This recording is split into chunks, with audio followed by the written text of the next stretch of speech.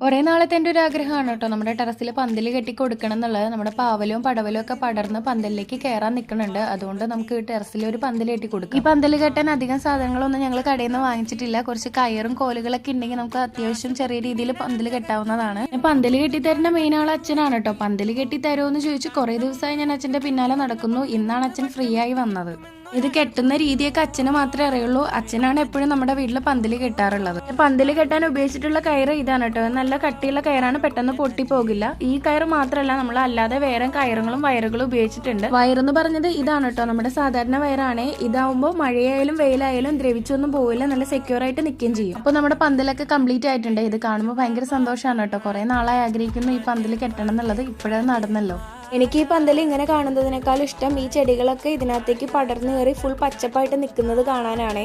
അങ്ങനെ പച്ചപ്പായി നിൽക്കുമ്പോൾ ഇതിന്റെ അടിയിൽ വന്ന് നിൽക്കാനും അതൊക്കെ കാണാനും ഒക്കെ ഭയങ്കര ഇഷ്ടമുള്ള ഒരാളാണ്. ഇങ്ങനെയൊക്കെ കൃഷി ചെയ്യുന്നവർക്കറിയാം അതിന്റെ ആ ഒരു ഭംഗി എന്താണെന്നുള്ളത്. പിന്നെ പന്തലൊക്കെ ഇട്ടതിന് ശേഷം നമ്മുടെ പടവലും പാവലും ചതുരപ്പയറും ഒക്കെ ഞാൻ പന്തലിലേക്ക് കയറ്റി വിട്ടിട്ടുണ്ട്. ഈ പടവലും പാവലും ഒക്കെ ഇപ്പൊ തന്നെ നല്ല പച്ചപ്പിലാണ് നിൽക്കുന്നത്. ഇനി ഇത് പന്തലിലേക്കും കൂടെ കയറിക്കഴിഞ്ഞാൽ നല്ല ഭംഗി ഉണ്ടാവും കാണാനായിട്ട്.